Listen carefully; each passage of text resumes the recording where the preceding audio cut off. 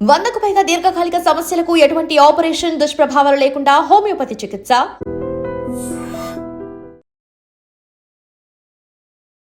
మే 23 మేఘాలయలో జరిగినటువంటి honeymoon murder case. ఇది ఎంత సెన్సేషన్ క్రియేట్ అయిందో మనందరికీ తెలిసిందే. అసలు కోకొల్లలుగా ఎన్నో స్టోరీస్ వచ్చాయి. తర్వాత ఎవరు చంపుంటారు, రీజన్ ఏమై ఉంటుంది, ఇట్లా రకరకాల స్టోరీస్ అయితే వచ్చాయి. కానీ ఇప్పుడు అఫీషియల్గా పోలీసులు 970 పేజీల ఛార్జ్షీట్ దాఖలు చేసిండ్రు. అందులో క్లియర్గా చెప్పిండ్రు, ఇప్పుడు సోనం ఎవరైతే ఉన్నారో, అంటే రాజా రఘువంశీ భార్య ఎవరైతే సోనం ఉన్నారో, తను ఆ తర్వాత ఆల్రెడీ ఇంకొకరితోని లివింగ్ రిలేషన్ అంటారా లేకపోతే ప్రేమ వ్యవహారం అంటారా, అతనితో కలిసి ఒక సుపారీ గ్యాంగ్ని ఏర్పాటు చేసుకొని రాజా రఘువంశీని అత్యంత కిరాతకంగా పాశవికంగా ఏమీ తెలియకుండా చంపేసినటువంటి పరిస్థితి.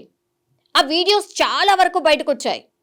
ఏది ఎక్కడైతే వీళ్ళు ఏమంటారు, ఒక హిల్ స్టేషన్కి వెళ్ళినరో, ఆ హిల్ స్టేషన్లో ఒక వ్యక్తి, జనరల్లీ ఇప్పుడు చాలా కామన్ అయిపోయింది కదా వీడియోస్ తీసుకుంటూ వ్లాగ్స్ చేసుకోవడం కామన్ అయిపోయింది కదా, ఆ వ్లాగ్లో ఆ వీడియోలో స్పష్టంగా సోనం అట్లాగే సోనం వాళ్ళ హస్బెండ్ ఎవరైతే ఉన్నారో అతను కూడా ఆ లాస్ట్ వీడియో అనమాట, వాళ్ళిద్దరిది కలిసి ఉన్నటువంటి వీడియో, అదే లాస్ట్ డే ఆఫ్ రాజా రఘువంశీ అని కూడా అనుకోవచ్చు.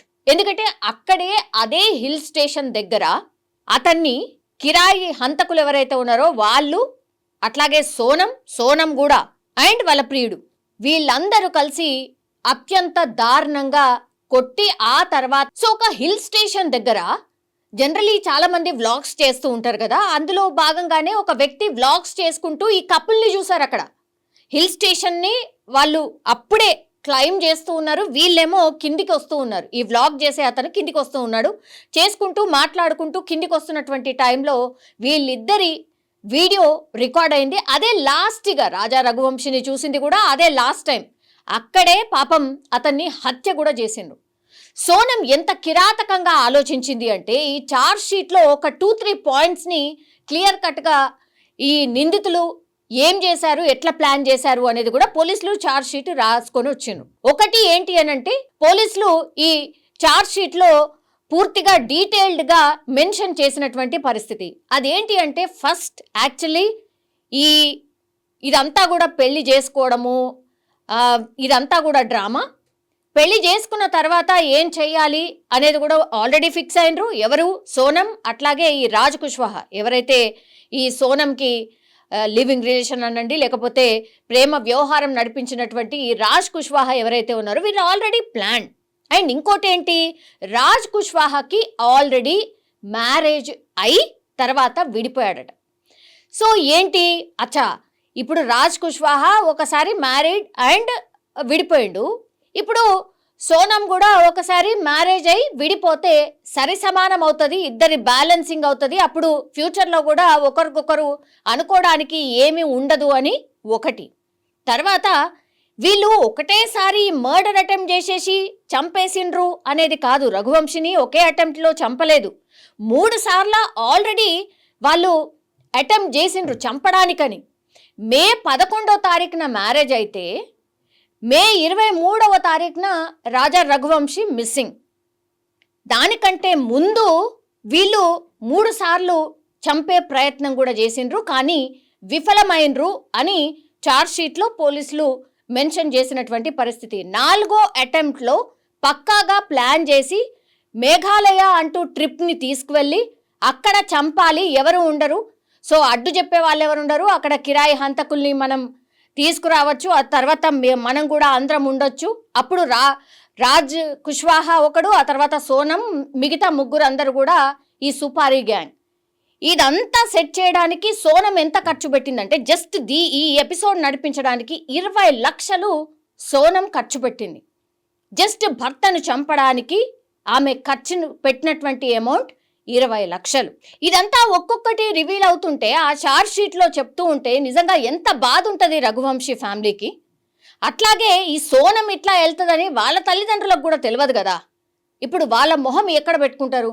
గతంలో చాలా స్టోరీస్ వచ్చినాయి. సోనం ఖచ్చితంగా సోనం వాళ్ళ ఫ్యామిలీకి ఇదంతా తెలుసు, రాజ్ కుష్వాహాతో ఉన్నటువంటి రిలేషన్ తెలుసు, అయినా ఏమీ చేయలేకపోయినరు. పెళ్లి చేసేస్తే ఇంకా వాళ్ళంతా కూడా సెట్ అయిపోతుంది, సోనం కూడా మారిపోతుంది అనేది ఒక వర్షన్ కూడా వినిపించింది. కానీ ఇక్కడ అసలు సోనం వాళ్ళ ఫ్యామిలీకి ఏమీ తెలియదు. ఇప్పుడు ఆ బిడ్డ చేసిన వ్యవహారంతో వాళ్ళు కూడా తల ఎత్తుకోలేని పరిస్థితిలో ఉన్నారు అనేటువంటిది కూడా ఈ ఛార్జ్ షీట్ ద్వారా మనకైతే అర్థమవుతోంది. ఇప్పుడు రాజా రఘువంశీ వీళ్ళు మధ్యప్రదేశ్ ఇందోర్కి సంబంధించిన వ్యాపారవేత్త. రాజా రఘువంశీ ఆ మంచి ఫ్యామిలీకి సంబంధించిన పిల్ల, చాలా బాగుంటుంది, వాళ్ళు కూడా ట్రెడిషనల్గా బాగున్నారు, అంతా సెట్ అయింది అనుకొని వీళ్ళు సంబంధం కుదుర్చుకున్నారు. అట్లాగే ఆ పిల్లని చూస్తే కూడా ఎక్కడ మనకు అసలు అనిపించదు, అంటే ఒక కుట్ర కోణం దాగి ఉంది, ఇట్లా మ్యారేజ్ అయిన తర్వాత తన భర్తనే చంపబోతోంది. ఇదంతా కూడా ఎక్కడంటే ఎక్కడ కూడా కనబడకుండా ఒక ముసుగు లాంటిది వేసుకొని ఇదంతా వ్యవహారం నడిపించింది. ఇంకోటి ఏంటంటే మ్యారేజ్ అయిన తర్వాత కూడా ఏవైతే కార్యక్రమాలు ఉంటాయో అవన్నీ కూడా ఎక్కడ కూడా చేయనీయకుండా ఆమె పూర్తిగా మనం ఆ హనీమూన్కి వెళ్ళిన తర్వాతనే, అక్కడ అమ్మవారి దర్శనం చేసుకున్న తర్వాతనే మనమిద్దరం కలిసి ఉందామనేటువంటి మాట చెప్పింది రఘువంశీకి. అప్పటి వరకు కూడా నేను ఒక పూజలో ఉన్నాను, దీక్షలో ఉన్నాను, ఇట్లాంటి మాటలు చెప్తూ మభ్య పెడుతూ వచ్చింది. సో రాజా రఘువంశీ పాపం చాలా అమాయకంగా నమ్మాడు, ఆమెతో పాటు ట్రావెల్ చేశాడు. జీవితాంతం ఉండేటటువంటి వ్యక్తి ఇట్లా సంపబోతుంది అని కూడా ఆయన ఎక్స్పెక్ట్ చేసి ఉండడు. కాబట్టి ఇప్పుడు టోటల్లీ ఈ ఎపిసోడ్లో ఎవరు లేరు, కేవలం ఈ రాజ్ కుష్వాహా ఆ తర్వాత సోనం, వీళ్ళిద్దరే మెయిన్ నిందితులు. పూర్తిగా ప్లాన్ చేసింది, ఆలోచన విధానం ఏదైతే వీళ్ళు చంపాలనుకున్నటువంటి ప్లాన్ ఏదైతే ఉందో వీళ్ళిద్దరు మాత్రమే చేసింది. ఇందులో ఎవరి ఇన్వాల్వ్మెంట్ కానీ ఎవరి ప్రెషర్ కానీ లేదు. చంపిన తర్వాత మనమిద్దరం కలిసి ఉండొచ్చు, ఇదే దాంట్లో వీళ్ళు ఇదే ఆలోచనతో ఉండిపోయినరు. అట్లాగే చంపిన తర్వాత ఆ లోయలో పడేసిన తర్వాత శవం ఎట్లాగో దొరకదు, మన మీద డౌట్ కూడా రాదు. కొద్ది రోజులు అట్లా ఉన్న తర్వాత మళ్ళీ రాజ్ కుష్వాహా తెలిసిన వ్యక్తే కాబట్టి మ్యారేజ్ చేసేస్తారు మా ఫ్యామిలీ అనుకుంది సోనం, అట్లాగే రాజ్ కుష్వాహా. అట్లా నమ్మించారు కూడా పేరెంట్స్ని. తీరా చూస్తే ఇప్పుడు ఎవరు, మాకు ఖచ్చితంగా రాజ్ కుష్వాహాకు చంపినందుకు కానీ ఆమె కఠినమైన శిక్ష పడాలి, అదే మాకిచ్చే అతిపెద్ద గిఫ్ట్ అనుకోండి, లేకపోతే న్యాయం అనుకోండి అంటూ కూడా ఇప్పుడు రాజా రఘువంశీకి సంబంధించిన ఫ్యామిలీ అయితే చెప్తోంది. ఈ ఒక్కసారి ఈ ఇన్సిడెంట్ బయటకు వచ్చిన తర్వాత, ఈ హనీమూన్లో ఇట్లా భర్తనే చంపేసినటువంటి భార్య అనే వార్త వచ్చిన తర్వాత అసలు చాలామంది కూడా కింద ఈ స్టోరీ చూసిన తర్వాత చాలామంది కామెంట్స్, నెటిజన్స్ కామెంట్స్ ఏంటంటే, అమ్మో పెళ్లి చేసుకోవాలంటేనే భయం వేస్తోంది, వామ్మో అసలు ఇదేంది, ఇంత ఘోరంగా చంపడం ఏంది అని. ఆ తర్వాత కూడా రిపీటెడ్గా మనకి ఇట్లాంటి వార్తలే చాలా ఫ్రీక్వెంట్గా వస్తున్నాయి. భార్య భర్తల్ని చంపడం, భర్తలు భార్యల్ని చంపడం. సో ఈ ఇన్సిడెంట్ చాలా వరకు అయితే ఒక రకంగా డిస్టర్బెన్సే క్రియేట్ చేసింది అనుకోవచ్చు. కానీ న్యాయం ఎప్పుడైనా అంటే జరుగుతుంది, అట్లాగే దొంగలు ఎప్పుడైనా దొరకకుండా ఉండరు అనేది నిరూపించడానికే ఈ స్టోరీ ది బెస్ట్ ఎగ్జాంపుల్ అనుకోవచ్చు. వాళ్ళు ఏదో చేసేసాం మేము తప్పించుకోవచ్చు అని అనుకున్నారు, కానీ అది ఎక్కడ సాధ్యపడలేదు. ఎందుకంటే ఇప్పుడున్నటువంటి పోలీస్ వ్యవస్థ అనుకోండి, లేకపోతే న్యాయ వ్యవస్థ అనుకోండి, ఎంత పెద్ద కాన్స్పిరసీ అయినా ఎంత పెద్ద కేసు అయినా ఛేదిస్తోంది, పట్టుకుంటోంది నిందితుల్ని అని చెప్పడానికి ఇదొక బెస్ట్ ఎగ్జాంపుల్ అనుకోవచ్చు.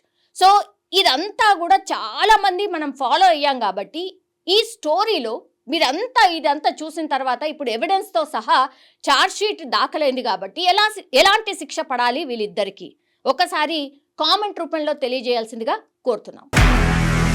నిజంగా ప్రస్తుతం ఉన్నటువంటి సమాజం దేనికి ప్రయారిటీ ఇస్తుంది? ఆర్థిక సంబంధాల చుట్టూ మాత్రమే తిరుగుతుంది. మళ్ళీ ఎన్నికలంగానే చాలా విరక్తి కలుగుతాను.